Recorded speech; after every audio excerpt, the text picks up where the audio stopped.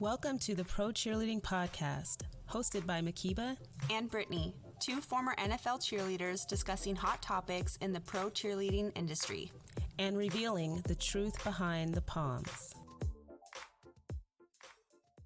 Happy Sunday. Sunday, fun day, bun day. I wonder if the Seahawks have won yet. They have won. Okay, good. They were kind of killing them. I'm wearing my Seahawks jersey that's got my favorite number on it. Luckily, nobody plays in it, so it's my number.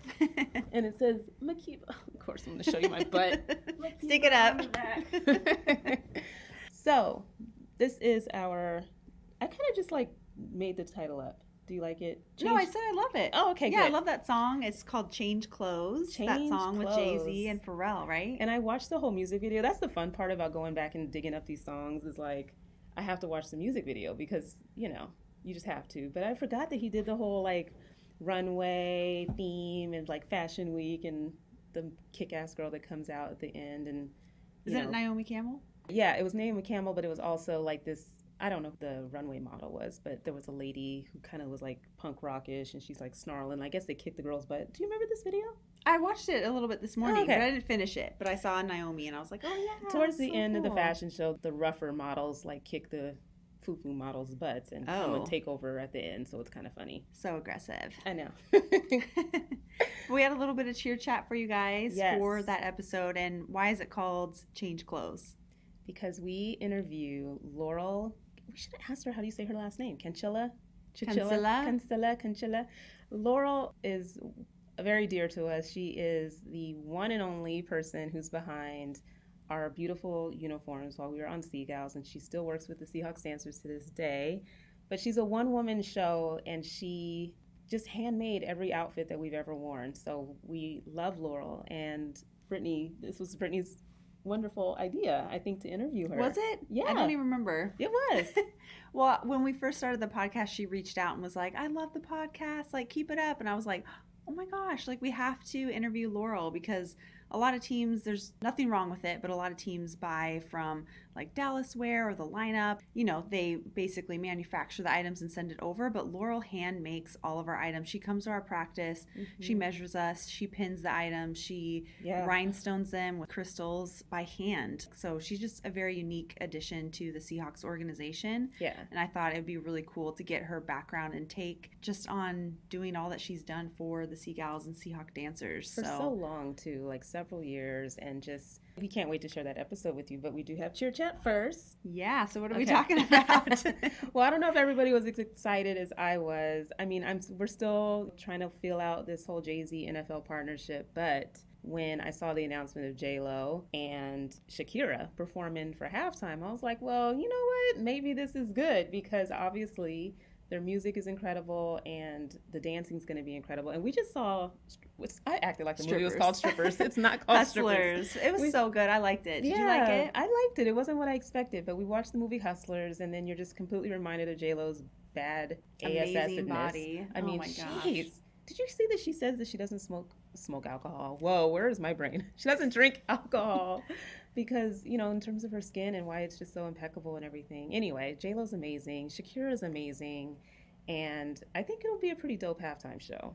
I'm excited for it. I mean, honestly, depending on who's playing, that's kind of the reason why I watch Super Bowl anyways. So I'm excited to see them, and I can't wait. Yeah. People who are upset just need to be quiet because I think... Who's upset and why? I don't know. There was some rock person from Twisted Sister who was tweeting, there's so much rock music played in NFL, but we never get a halftime performance, and, not taken away from J-Lo and Shakira, but kind of we are only used for, Thursday night football, and, the whole what about us thing. So, they can get over it. But. Well, Twisted Sister hasn't been around forever, so get over it. I mean... Is that Snyder guy? What's his name? I forget his name. But the guy with the big blonde hair and... I do not remember. This was on Twitter, so I don't recall. But I do think that it will be a very entertaining halftime show. Having so many dancers, and please incorporate the cheerleaders. They never do. I know. I'm salty about our Super Bowl experience that they didn't ask us to come and dance with freaking Bruno Mars, whatever. That's fine. We got to watch the Katy Perry, though, so Left Shark was right there with us. I mean... True. It's going to be dope. It'd be great if we went, but... It's in Miami. It can't get any better than that. Period. warmth, nightlife, just a great city. So They probably will use the Miami Dolphins cheerleaders, maybe. true. Which we're going to talk more about them. We were looking at it just before we went live, but basically they have like crazy production and these reality type based videos about just their process of auditions and game day. So they're definitely kind of like bringing it. I know. It's definitely worth checking out, you guys. So take a peek. What else are we talking about? Well, the indoor football league, right? Yes. The Arizona Sidewinders. That's right. Oscar Hernandez choreographs for them. I mean, he choreographs for so many people, but he seems directly linked to them. Yeah, I think that's his team. Is Yeah. it Sidewinders or Sidewinder? Something like that. Sidewinders, Sidewinders.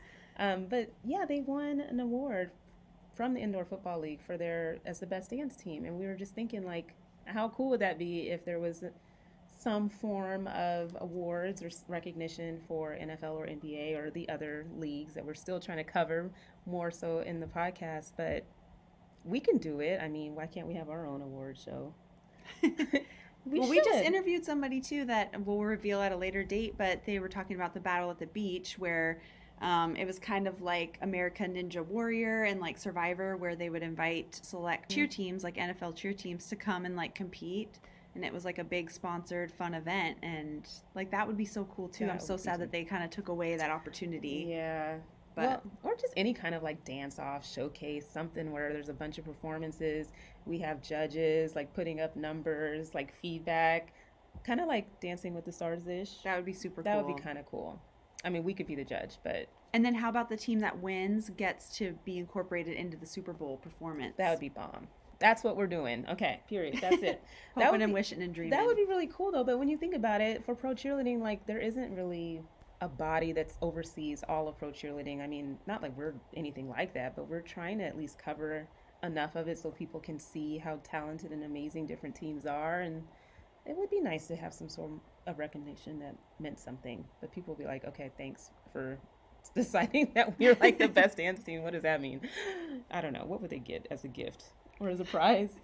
A sweatshirt, pro cheerleading podcast sweatshirt. I know, Brittany's rocking our sweatshirt. I know, I couldn't find my jersey. Oh, what's this pro cheerleading podcast on the back? I'm not going to do it. Not going to do it. But we are getting our merch game together. That's going to come. We've got to work on it when the season breaks for us. But merch is coming, and hopefully that'll be a good enough prize for somebody to get some kind of award. But congratulations to that team for obviously having a bomb director and bringing it all season long. So...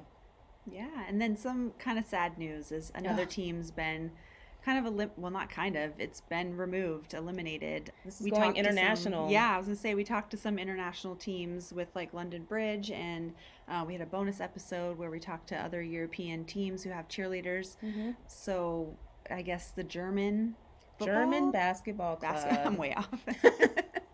They had cheerleaders. Yeah, the German basketball club, and apparently they won like competition, or maybe it was a similar award for being the best dance team for that basketball league, but they decided that in today's day and age that they're no longer, what did they say? No longer appropriate or something along those lines, and they completely got rid of their dance team. And I tweeted about it, and there's a lot of people who are upset about it. Like I had to translate tweets so I could actually read and see what everybody was saying. And there's actually a lot of overwhelming support for the women. Like, this makes no sense. And a few people who agreed with the decision. But I just thought it was interesting that people think they're looking at the U.S. or they were commenting about the U.S. And like, if you were going to decide whether to get rid of the dancers or not, it would have been nice if you at least added guys. That was like one of the comments that I kept seeing, that they thought that before getting rid of everybody that you would try adding men to see if it would be better. Like, look at the U.S. And so I was thinking to myself, like, is that kind of like the thought process? Like, everybody was on the chopping block, and then it was like, oh, you know, at the time you have the Rams and you have the Saints that were getting good buzz, good publicity. And so then they decided, instead of getting rid of it because of all this bad press, we'll get good press by making it co-ed. But that's what a lot of them were actually saying. So it was just sad, though. They're picking up on, I mean, we are a community, whether we realize it or not, and it's international in scope. It's not just the U.S. that does pro cheerleading, guys, and the trends that we're seeing here are moving across the dang-on globe. So the good and the bad. Yeah. It's sad. Yeah. If you are listening in Germany and you're part of the Alba cheerleaders, we'd love to talk to you. I mean, I think we have to kind of unite and care about what's happening in our space and offer support. So we're really sorry to hear about that because that's just your job eliminated. And if other teams in that league or that, it's basketball clubs, I forget how international basketball works, but you don't want to see that kind of like ripple effect taking off over there. So we got to fight for our industry, man. Yeah, so that go is a retweet bummer. the article that you wrote and comment. And this Wednesday, we're going to have our Change Clothes episode going live. So that's exciting. Yes. Anything else? Any kind of like thing we want to reveal? Maybe like our 1 year anniversary party, maybe? Okay, let's get their thoughts because, yes, we are coming up, you guys, on a 1 year anniversary on Halloween. That's when we launched with... Oh my God, did you think of our... That was not the title of the episode, but I was like, this is Halloween. No, that's not what it was called. What the heck? Nightmare on Cheer Street. That's what it was called. But that's when we launched, and we had 3 of our episodes. This is why we do it. Can I get my life together? This is why we do it. What was our second one? Shut Up and Dance. Yes. And boys just want to have fun. Yeah, yes, those were our 3 episodes. We need to do something to celebrate. And so Brittany and I have been trying to put our heads together as to how we could celebrate this amazing year with you guys. And obviously we're in Seattle, like, whoa, all the way up in the corner. But we're thinking of having some little party. We want to hear, like, what you guys are thinking would be an appropriate way to celebrate. I don't know. We got to do something. Yeah, it would be fun. I don't know if it's a Halloween party or maybe just make it more about, like, the podcast or what. But we're really excited to come on a year. It feels like we've been doing this for so long, but I still don't know what I'm doing. I don't know about you, but we're still figuring it out. We're still learning. But we just appreciate you guys and would love to incorporate you guys in the celebration any way we can. So definitely send your ideas our way. Yes, indeed. Consider it because we don't know what we're doing yet again. We're not. Here we are going to go into like event planning and nobody's going to show up. But whatever. We're going to do our best and we want to bring you into it as well, like Brittany said. So anything else, let us know. We can always like add it on before Wednesday, but we're excited to share this very special episode with Laurel with you. Change clothes. And we'll see you. And that's all she wrote. No, I'm kidding. We will see you on the other side. Happy Sunday. Bye guys.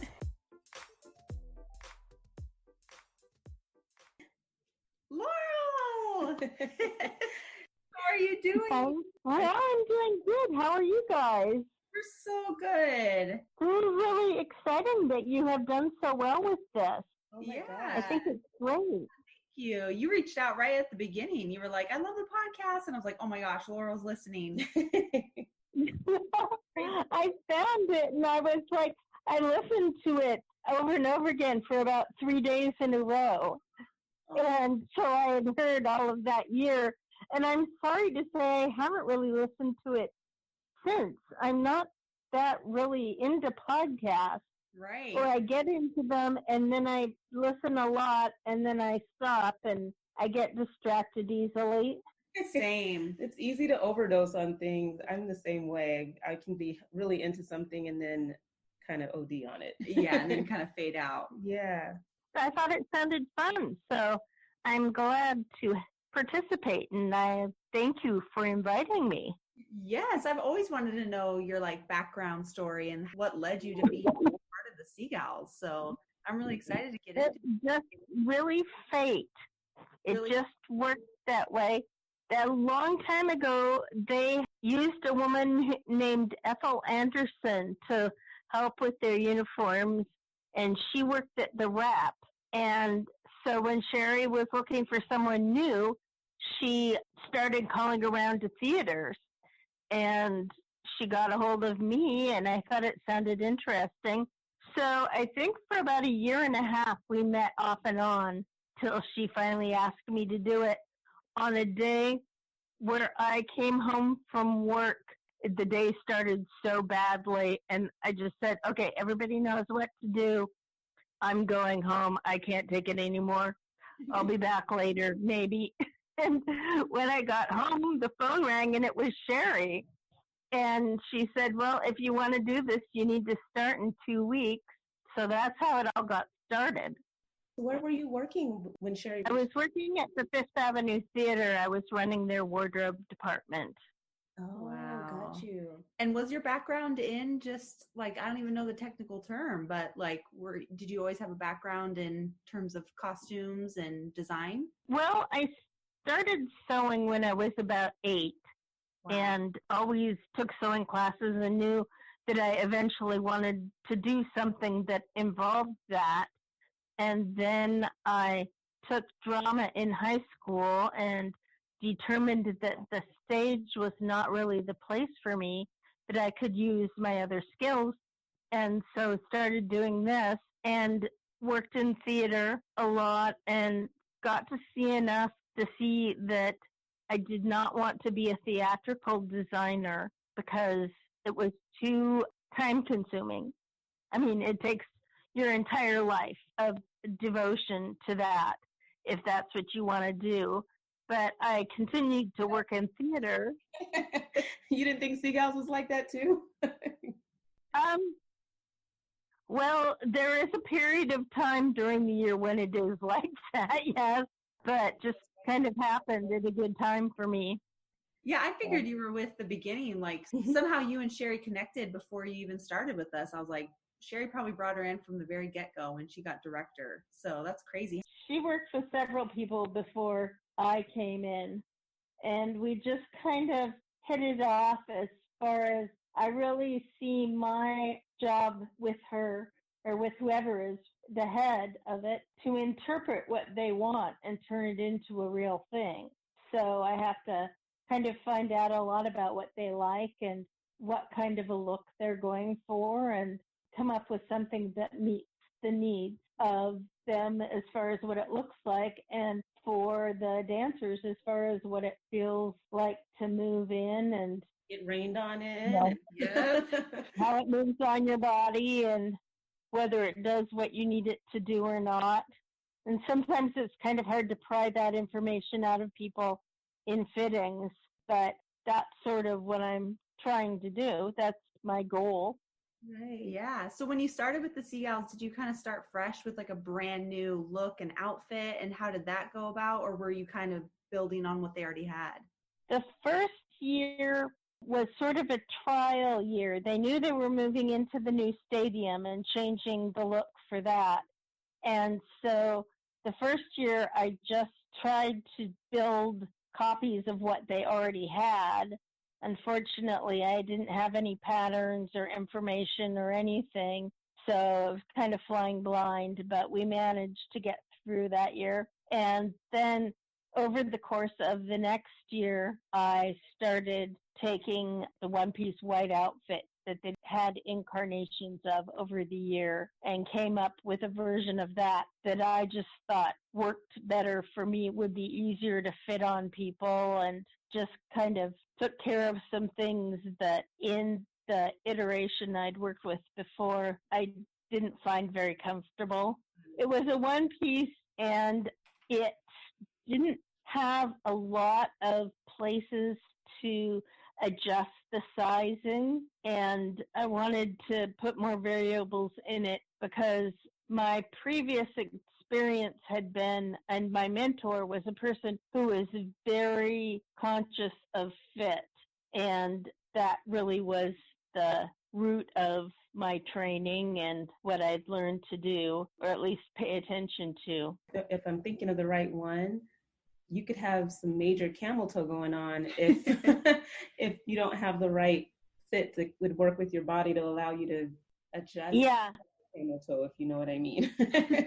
Yes. No, I do know. And it's hard with a short especially, I found, to get a non-camel toe fit that looks good and still is tight and moves right and keeps covering your butt the whole time you're dancing, and all those things that it needs to do. I mean, you single-handedly like designed and made uniforms every year for like 30 plus girls. That's really impressive, Laurel. Do you realize that how like that's so unimaginable for a lot of people? Yes, I do. Yes, I do, because yes, any of the years that I've done piece for the whole team, and some years it's been a whole set of pieces for the whole team, it's a lot of work.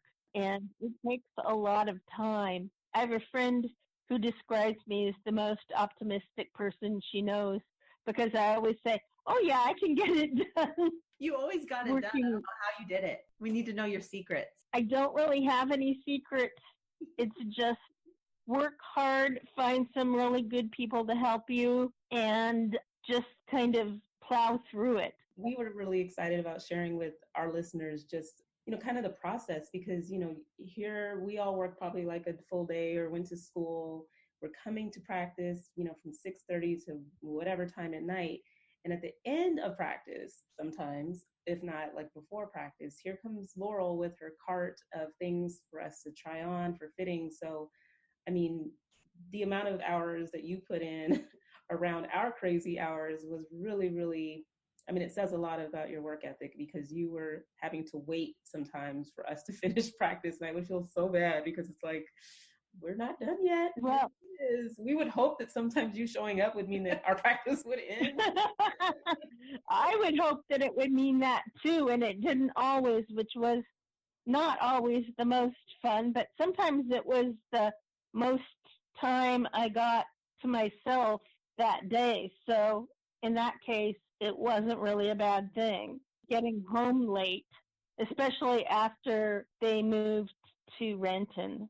Right. Because the commute got twice as long all of a sudden. What was your favorite part of working with the Seahawks? I know you still do some work, so I don't mean to make it sound past tense. We're the ones that are past tense. But what was your favorite part of working with pro cheerleaders? I really enjoyed that it was a kind of a flexible and family and interested in helping you do your work in a way that worked for you type organization, or at least that was the relationship I had with Sherry. And sometimes she'd need to change something at the last minute, and I was okay with that. And sometimes I needed to change something at the last minute, and she just rolled with that. And that's one of the things that made it worthwhile to do that. Right. Mutual respect, probably, and understanding of there's life, and we all have to do things in life besides whatever it is we're doing for the Seahawks. Right. So on the whole, I found it fun because Sherry was always great at making sure that you guys were always respectful of me. And I always told her, I don't care if they like me, they just have to be nice to me. Oh, well, I loved when you came through. You're probably like, this girl's weird, but I just loved, you never hit me with a pin, even though I was afraid you were gonna. And you were very careful and just very professional. And it was a pleasure to see you at practice. So, but Sherry definitely did say that. She was like, Laurel's awesome. She's been with us forever.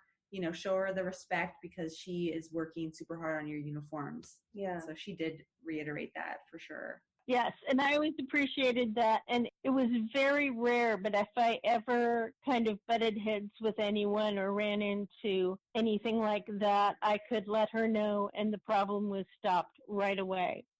Yeah. So I don't know if the other side of the problem was as happy with that resolution as I was, but...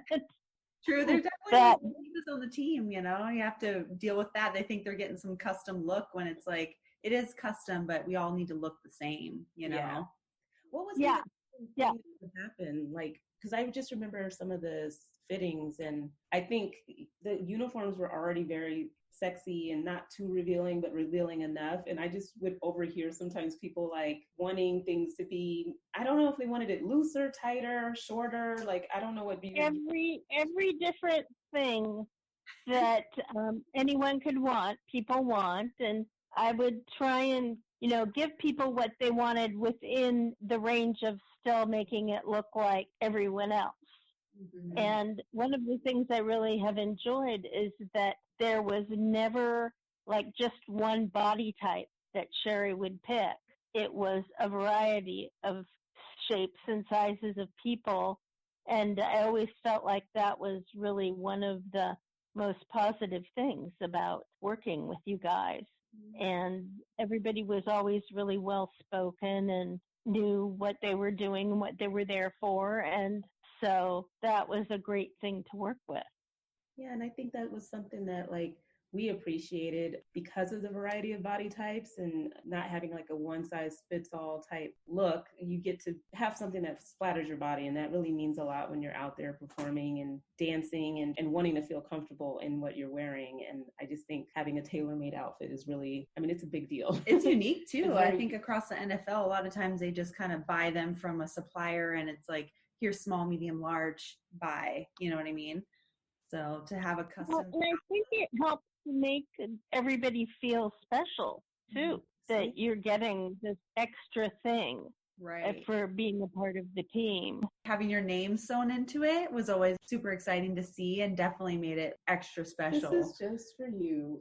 Seeing my last name in like a uniform was probably my rookie year. Was probably when it really sinks in that you are part of something very special, because it's here's your specially made outfit. That's nice to hear. I've just had experiences prior to that where people would grab an outfit and put it on and it wouldn't be theirs. And all of a sudden I was getting yelled at for something not fitting correctly. And I'd say, well, did you look at the name in this? And then they'd look and the name is in the back. Please look and see if it's yours. Oh, it's not. Yeah.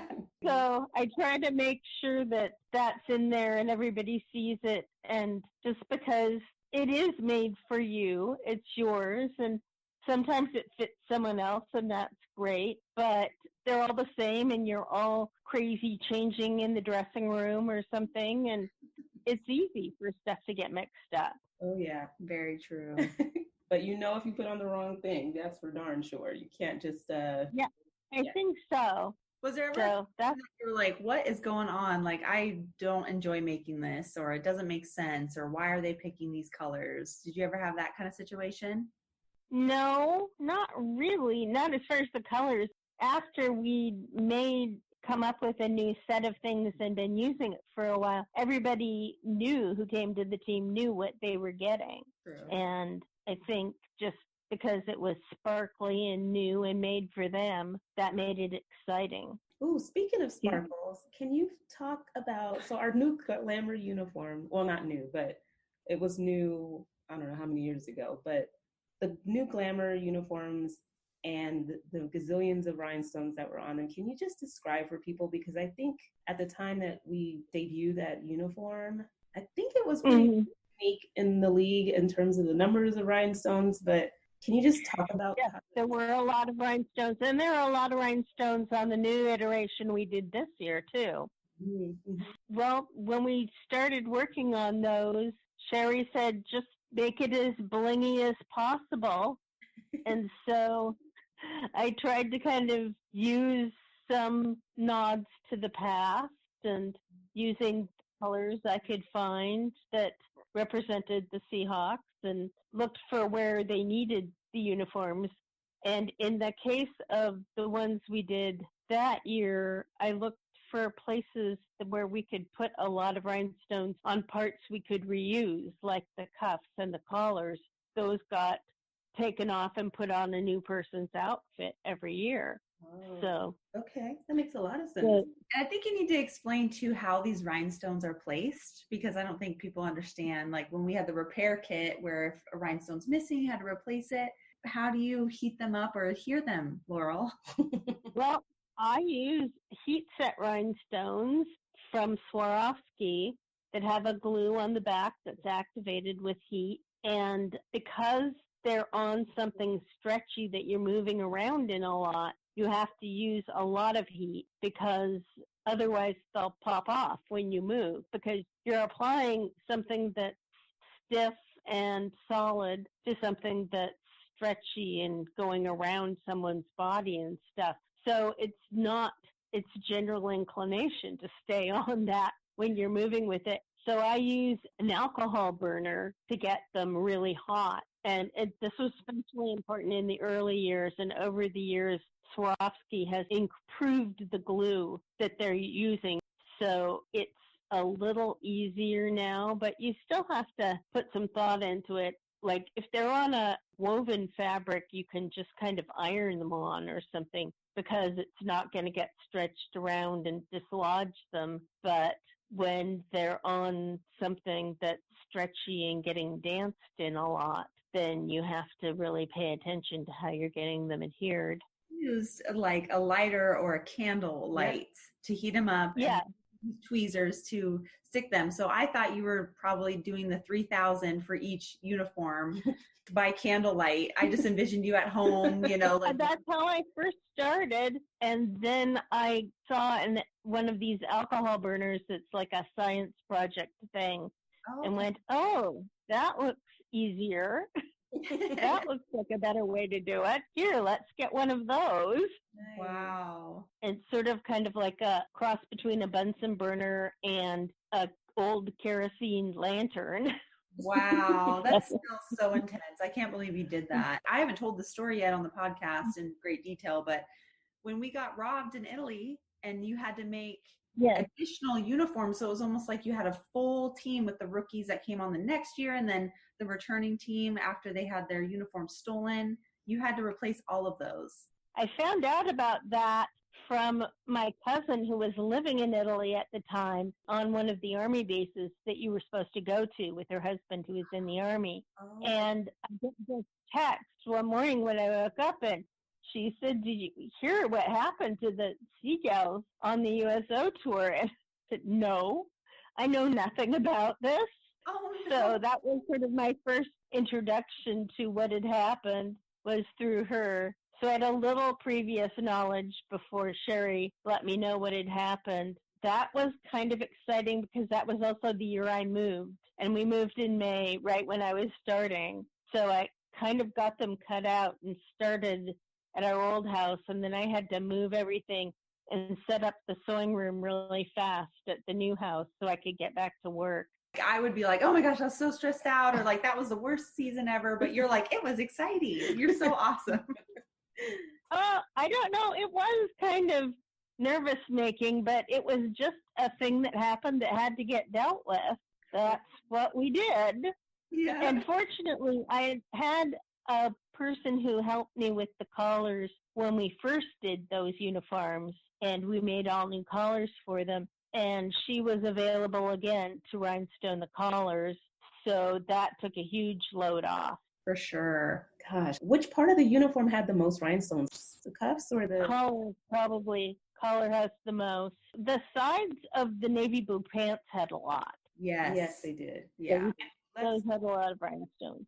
Those navy blue pants, I really appreciated Sherry's vision or your vision, whoever's it was, because sometimes for the primetime games when we're on TV and you just wouldn't really see anything, but you see our boots or our pants, right? And then when you kind of lit them up with the rhinestones, it finally gave it something beautiful to look at in the background when you're watching the game and you're like trying to spot somebody. But it was really cool to see those. They really lit up. Yeah, really, really pretty. That's fun. That's good to know. I liked those. I liked that pant because it had a lot of sparkle and glam. Yep. Yeah. And same with our belts. But it is no more, sadly. I know. You recycle. Didn't make the cut. Didn't make the cut? Is that what you said? It sounds like you kind of have to recycle certain items too, right? So even though those pants are no longer in rotation, they were put to good use, right? Or I don't know what's happened to all of that. I just know that on we took a lot of the sets of cuffs off the old glamour white top because that green rhinestone that we use has been discontinued by Swarovski. And I had some left over from ones I bought when we did have to replace all the ones that were stolen. Right. But mostly I spent about 3 days heating those up with my iron and then picking the rhinestones off them so that I could stick them on to the new outfits. Wow. Yeah, the new tops that I made this year mostly have recycled rhinestones off them. Got it. Did you cry? I would have cried. Like, do you know how much work put into it? Well, I did feel like it was kind of ironic that I spent all that time putting them on and now I was taking them off. Right. But again, it's just kind of part of the job. What was your favorite uniform that you designed? I really liked the white outfit that we had before the glamour uniform. It was a sportier outfit, but it was still sparkly. And I feel like people were more comfortable in it when I was fitting it on them. But we were ready for something new at that point. Yeah, because those uniforms, they had like the sea sailor vibe to it. Is that the one you're talking about? They had like the bib and the... Yeah, they had the little white cap sleeves. Yeah. I don't know. It was simple, but it worked. That was one where I felt like I put more of myself into the design because I just got a phone call from Sherry saying that marketing wanted us to switch to a two-piece white uniform, and she wasn't sure what she wanted. And so I kind of played with some things and put that together. In each of them, I've tried to take some things from the old ones that can go on to the new one that just sort of represents it a little bit. And I don't even know where all those ideas came from long ago, but I just feel like you need to kind of carry a little of the old over into the new one. Because I think that was one of the things we were excited to talk to you about was just, there's just so many changes and, you know, the word evolution is thrown around, but I think Brittany and I have kind of struggled with wanting to hold on to some aspects of tradition, right? I mean, we're trying to embrace some of these changes, but it's a little hard. But I mean, even thinking of the uniforms, I think it's a beautiful thing to have a theme of carrying over some aspect of tradition into each new iteration. And I know it's not easy to do, but it's something that I can really respect, that it's the attempt to do it, because, you know, it's just out of respect for like the history of the program, right? To like have some continuity and a way of representing what we're all about. Yeah. And I think it's just helpful to see some things that you recognize used in a new way on the new uniforms so that you recognize them for what they are, that they are a uniform of a certain team. But, you know, it's easy to tell it's being used in a different way and has a different look, but it's still got some of the same feeling to it, some of the same shapes. It's harder with a team like the Seahawks that doesn't have a super strong theme to it. Yeah. Like some of the teams with animal names or something that you have kind of a guideline for what you're trying to represent. Not that you're making an animal suit or anything, but, you know, you have just something to go on. Right. And the Seahawks, short of making something out of feathers, some wacky bird outfit, you know, was one of the first things that I grappled with when I did the first designs for moving into the new stadium. You kind of got that with our fur vests. The fur that we had around our necks were kind of feather-esque, but not exactly, and I appreciate it. Yeah, Sherry found those. Yeah. That was Sherry's idea, and faux fur is not really my best medium. But you were excited, so right? I didn't bother me at all not to be making those. Right. That is awesome. So now that you mention that, we did see the new navy tops that the girls wore with the skirts one game. That was, so now that you mention it, when I was looking at the back of them, I was like, oh, but it totally reminds me of the one that you like, the sailor looking uniform, just like that same picture. Yeah. Really nice. It's the same, and the same back that the glamour top, white top had, without the bib, but just without the collar. Hey. So it still has that little thing to it, but we wanted to cover up the front a little more and make it a little more comfortable for some people to wear. Was starting to feel like in that last season before we made the change that it needed to be kind of rejiggered so that it was more wearable for everyone, because some girls weren't as comfortable in it. And everybody seemed to appreciate that this year when they put it on. There were a few people that wanted it to be a little lower, but we were trying to avoid that. Was one of the things that was part of remaking that. And then, of course, they made the adjustments to the whole team and wanted a really new look. And that was all done so quickly. And right. Well, I mean, what's interesting too, I mean, I don't know what you thought, Laurel. I don't know if you were, I'm sure you were probably like, yeah, I knew. But with the glamour uniforms, and I don't know if other dancers on other teams do this. But I thought like the old glamour uniform, yes, it was, where your chest area might have been exposed a little bit. I mean, you see a little cleavage, but I think if like people didn't alter the uniform by putting chicken cutlets and socks and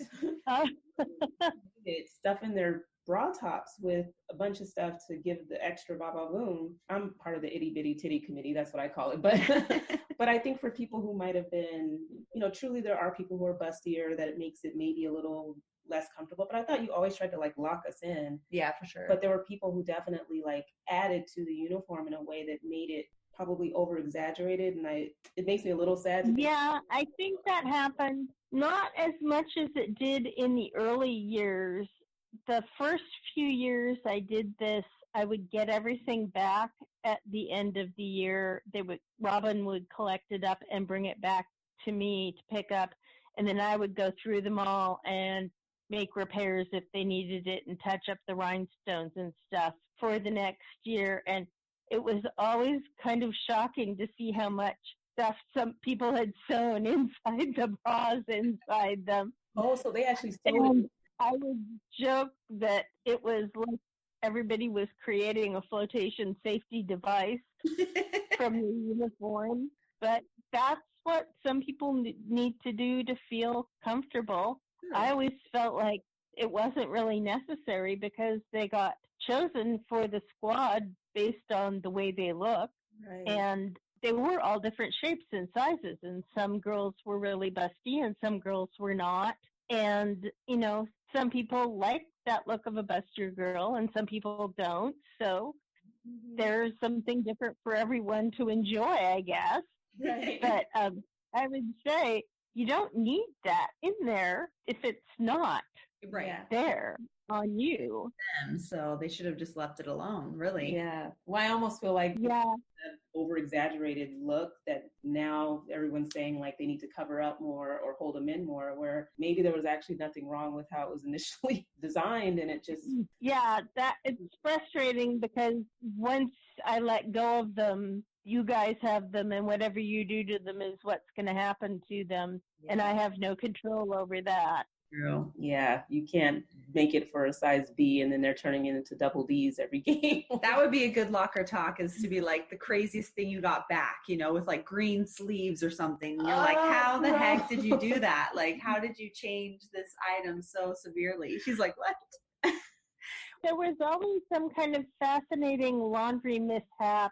When I first started, we never dealt with self-tanner. People actually, before there was so much knowledge about the harsh effects of the sun's ultraviolet rays on your skin. And so I appreciate the self-tanner, and I'm glad that people aren't harming or endangering themselves to get that look. But a chemistry experiment, there's whatever is in the fabric, and then there's everybody's own personal body chemistry, and then mix in the deodorant or whatever chemistry of the spray tan, and you get lots of different colors, because I'm sure to get the tan color, they mixed a lot of other colors to get that brown tan feeling. And so you get one person whose white uniform was all covered with red dots, and someone else whose would be blue dots. And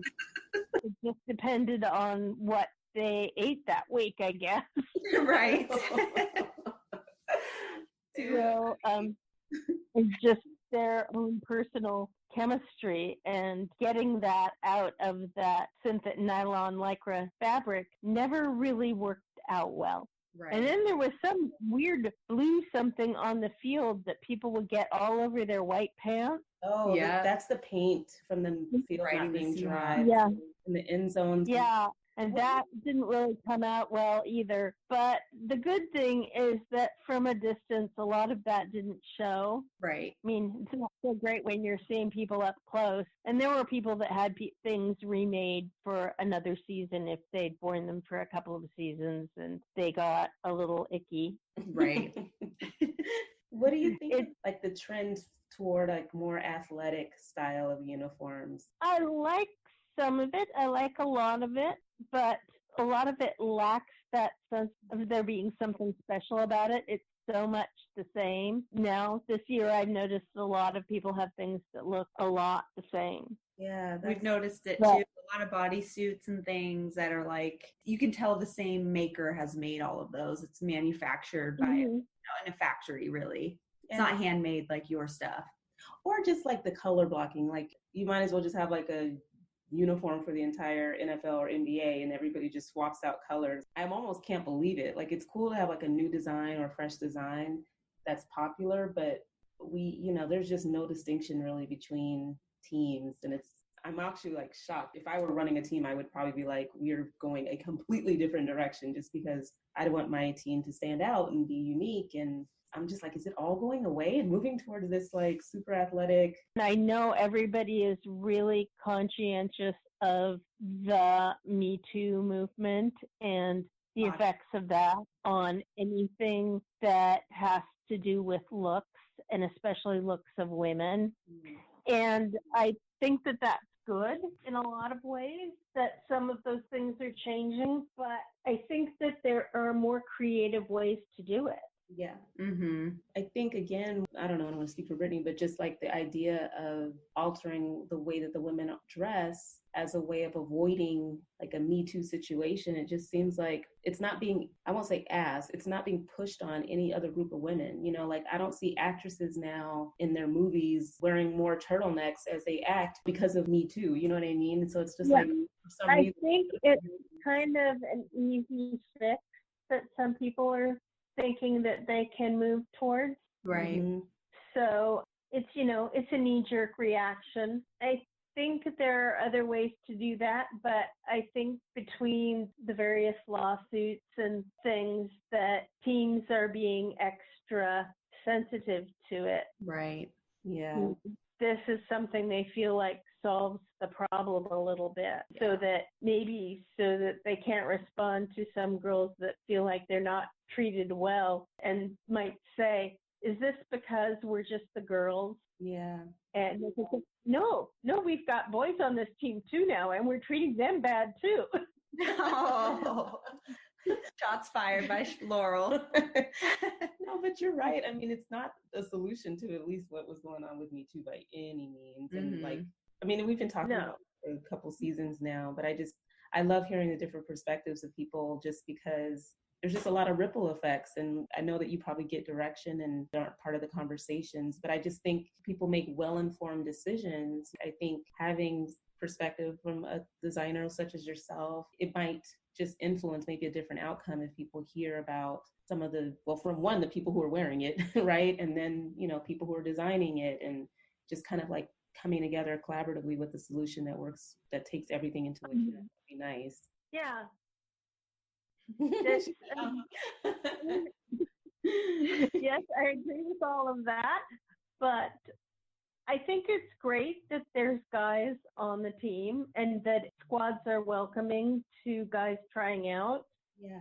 What I really appreciated when I looked at the collage of pictures that you sent me of the different uniforms, I really liked it when they had a uniform that looked like it was made, like they didn't just get some things from the team store and put it on the guys. Right. They actually had something that looked like it was specific only to the guys on the dance team. Right. And it made them more a part of the team than there's just some guys they threw in. Yeah, I agree. Totally. Because otherwise they can look like people from like a street team or something if it's very fan oriented. Yeah, totally agree. What else did you think of the deck that we sent? Did you have a favorite other than us? No, I'm kidding. Well, I noticed you had several past years of Seagulls. I didn't see any current pictures of them there. Right, we were waiting for the uniforms to be unveiled for so long. So by that time, that wasn't a while coming. But it was interesting to see how many looked the same. Mm-hmm. And I loved seeing all the variations of the Christmas Santa dress. Right. That everybody had their own variation of. That kind of cracked me up. I really liked the one that had the clam digger length pants with it and the top. Oh, was that the Patriots? Yeah. Yeah. Uh-huh. It kind of. They had a red top with some white trim, and then those red pants with the white trim at the bottom. Yeah. And that one keeps me up. But I saw things that were interesting. One team had a dress that I really liked, Maybe the and it was white and blue, I think. Oh. It had inset down the side. Oh, we'll have to go back and refresh. Maybe the Panthers. Maybe. Yeah, I'm not as up on what everybody has anymore. Yeah, that's why we were curious. I was like, we should just send Laurel to fresh out the runway deck and just because it might be too hard to keep up with what 28 different teams or 26 teams have for uniforms. Because I know after our glamour uniform debuted, you definitely saw other teams picking up on some of those themes and their uniforms. So. When we made those uniforms, when we were kind of deciding, working out different things on them, and I'd make an example of one thing and then we'd change it a little bit, and we were getting to the final look for them, and we were talking about them, and I told Sherry, I don't really care if the fans like them. I want them to wear them to pro and have all the other girls be jealous. That's what I want. All right, Laurel. I love it. And we wore those to our first PRO, and they loved it. And we're just so sparkly that it was unlike any other uniform there, honestly. For sure. Yeah, it was part of my goal in doing it. To make something that you guys felt really glamorous and good wearing, and that other people would look at you and go, oh, I want to wear that. Yeah. You did it, Laurel. Seriously, because they just sparkle so much. They look so beautiful in pictures. That was just a uniform that it says, I am somebody. Like, I'm special. I'm here to perform. I'm here to do something, and Yeah, that is true. And then I find that some of them look fine when the people wearing them are standing still in them, but that they move really weird when they dance.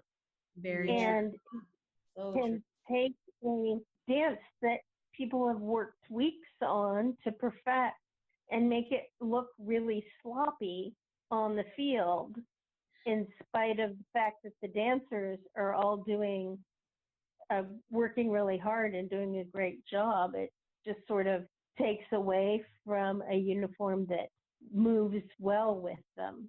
Yeah, that is so true. And you end up seeing it in, we all look at our pictures every week, right, that make the game day cut. But you can see that in some photos where it's just kind of like, it ruins the beautiful picture of like a dance move when it's distracting. Yeah. Sure. Well, you did so good, Laurel, and I think you're a podcaster. Like, you're in. I enjoyed it. Thank you for asking me.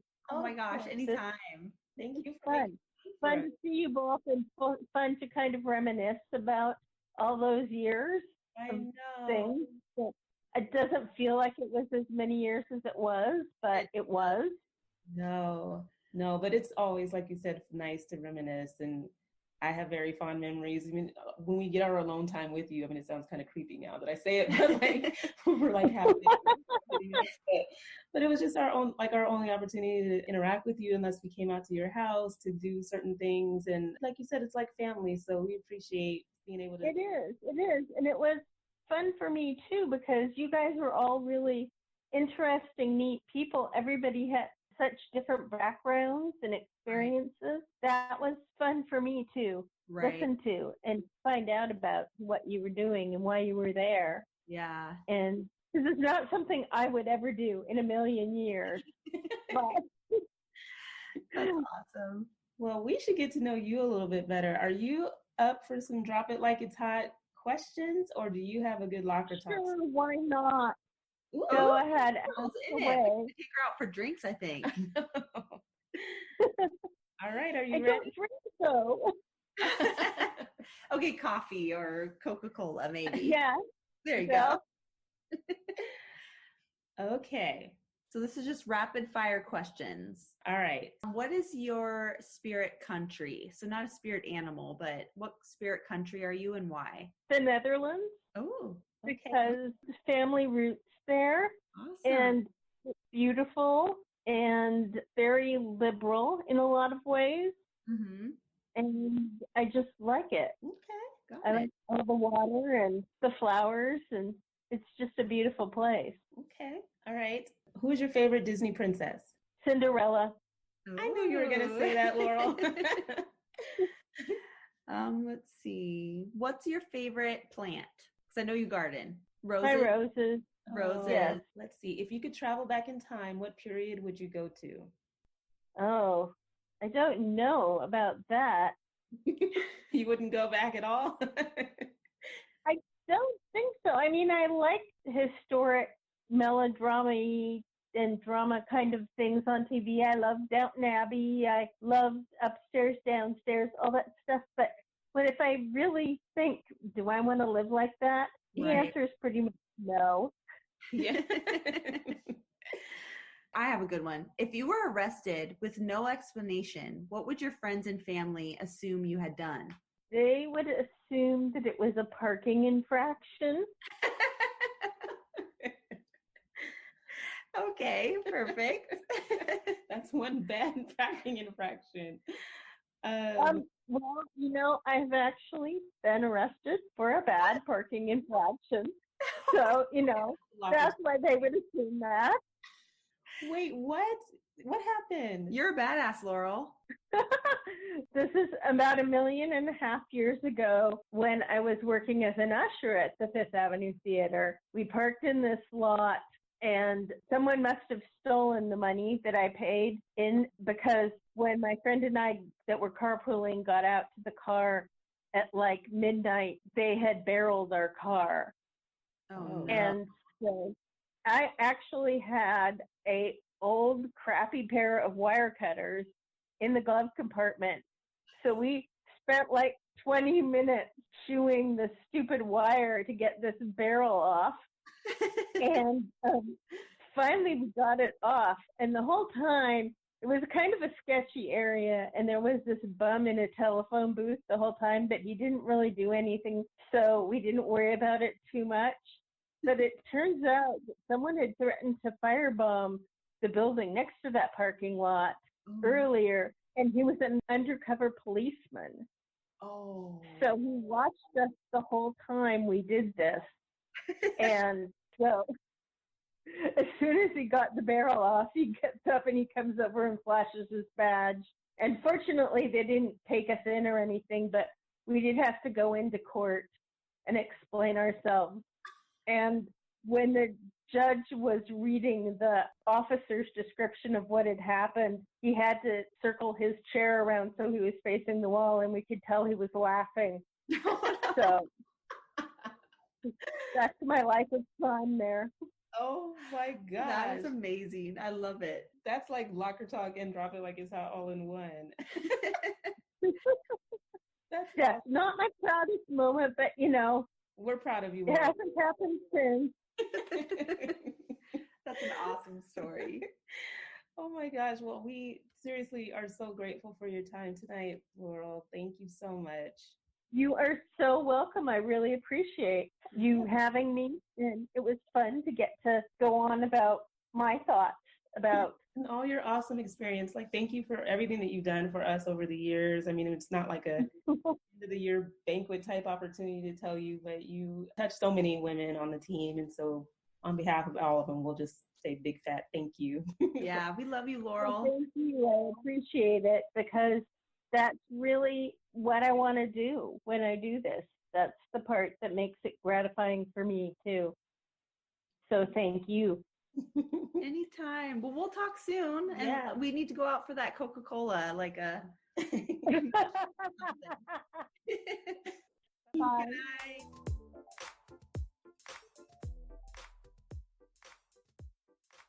Oh my gosh, I just love Laurel so much. Me too. I almost hate that it's audio, because just seeing her face, it just made me smile the whole time. She's just so sweet. I know she loves Disneyland. We would talk about that all the time. I don't know. I actually didn't really know her background. That's why it was so amazing that we got the opportunity to interview her. I know. And just to think of, like, what an accomplishment to know that you know, for several years, 30 plus women, not the same each year. I mean, just hopefully we were fun to work with. She sounds like she liked us.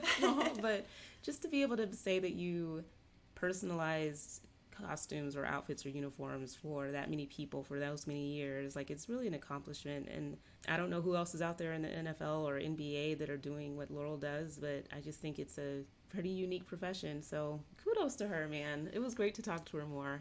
Totally. Like, how many other teams do that? I think it's a lot of, and there's nothing wrong with that either, but there's plenty of companies who provide, you know, kind of stock uniforms, one size fits all, like we talked about, small, medium, large, and Laurel's out there with her torch, heating up gems. Like, can I just say that I would have burned my whole life down? I mean, I don't have the patience for that. I struggled every time bringing that repair kit home and trying to replace tweezers and heat, like putting it over a candle, and like, it would stress me the absolute hell out. And I would hate bringing things to her because it's like, shoot, you know, she has so much going on, but you just felt like so well taken care of by Laurel, which is why she's just super special to us. So I'm glad we got to share her with everyone else. Totally. And check out the Fresh Off the Runway episode. We talk a lot more about uniforms, so check that out. Yeah, you'll see a lot of trends, and a lot of new uniforms that debuted this season look a lot like some of those uniforms that are in that deck. So, I mean, we'll see. I mean, but I would say everybody just who's listening that gives a rat's butt, but try to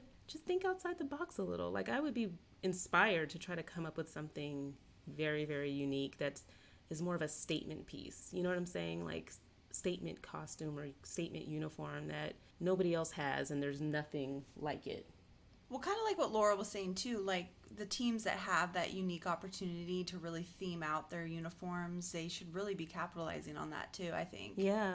I mean, the one that comes to mind are like the Bengals and the Panthers, because they were able to animal print, really. Yeah, you know? Yeah. But I mean, the one thing I do wish with the Seahawks is like I don't even know if it's like feathers, but kind of like that tribal-ish looking arrows business. Like, I wish we could have had that incorporated into like a sporty look uniform if we were going to have one, or something that really played off of that would look really cool. But yeah, keep it really unique, guys. That's what I would love to see next year, is like new uniforms that don't look like anybody else's uniforms. Yeah, bring it. We'll be talking about it. I know, right? Everybody's on the glow-in-the-dark uniform. We get it. Like Monday Night Football, it's Thursday Night Football. Somebody's going to be glowing in the dark. But I think it'll be interesting to keep watching who does what. So I'm excited to see. Yes. Well, did you love her locker talk story? Shit. I did. I'm sorry. I know. We had locker talk. We had drop it like it's hot. We had everything combined. Oh my gosh. I can't imagine her little self getting arrested, but love it. And you know, you guys, I think the biggest compliment, we've been really pushing Patreon, but just tell a friend about our podcast. Like, to me, that's the biggest compliment, and just push it out there. Like, everybody knows a dancer or a cheerleader. Just send us their way. Come on, like, let's spread the word and let's put it out there. Share it on Facebook a little bit. Yeah, we have an Instagram, we have Twitter, Facebook, Patreon. What else do we got? Our own website. I mean, come on. I know. We're legit. We are too legit to quit. Okay. We're going to Oakland. We got to get our Oakland stuff together. I know they don't want to just be repping MC Hammer, but yes, we're going. And P.S., I know everybody has their favorite podcast app that they're listening on, but just make sure you hit the subscribe button. You might come and know where to find us every week, but hit the subscribe button as well. That means something in podcast industry land. But thanks again for listening. Until next time, keep your eyes on the sidelines. Woo!